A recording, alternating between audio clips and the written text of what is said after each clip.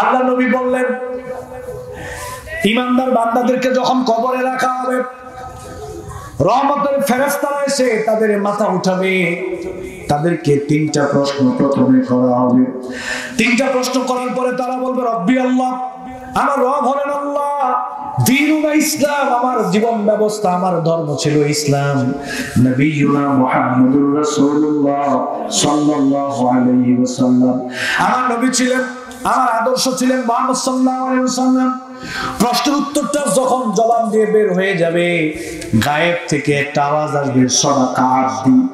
গায়েব থেকে একটা আওয়াজ আসবে, সাদাকা আব্দি, আমার বান্দা সত্য বলেছে।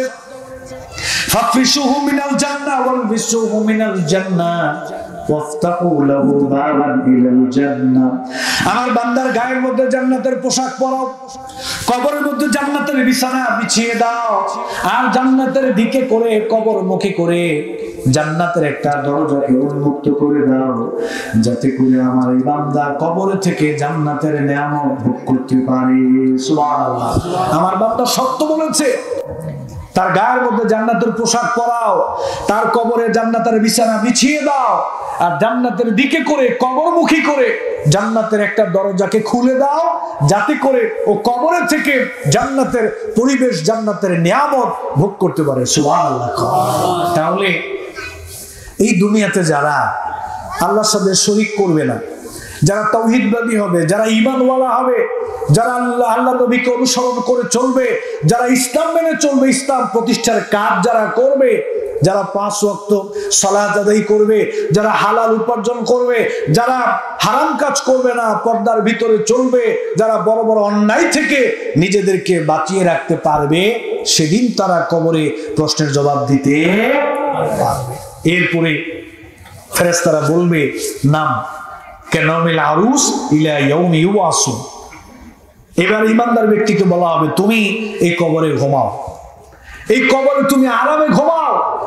বাসর সজ্জায় দুলামিয়া যেভাবে আরামে ঘুমায়, তুমি কবরে জান্নাতি পরিবেশে আরামে ঘুমিয়ে থাকো, একেবারে কিয়ামত পর্যন্ত তুমি কবরে আরামে ঘুমাও। সুবহানাল্লাহ।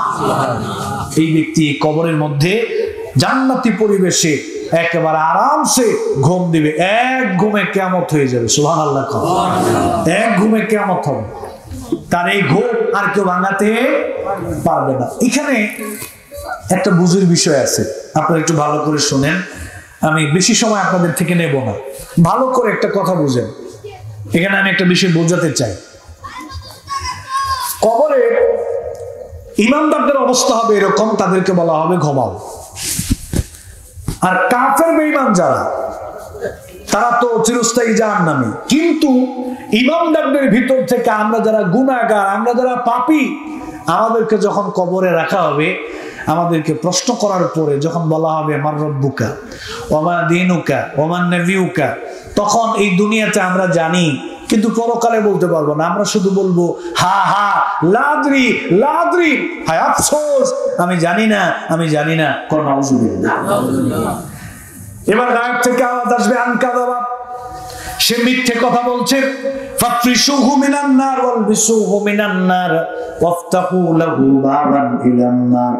সে মিথ্যা কথা বলছে, তার গায়ের মধ্যে জাহান্নামের পোশাক পরাও, তার কবরে জাহান্নামের বিছানা বিছিয়ে দাও, আর জাহান্নামের দিকে করে, এই কবরমুখী করে জাহান্নামের একটা দরজা খুলে দাও। নাউজুবিল্লাহ।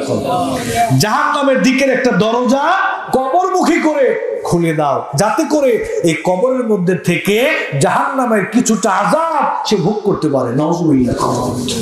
শুরু হয়ে যাবে এই কবরে জাহান্নামী পরিবেশে আযাব, এই ব্যক্তি শুরু হয়ে যাবে।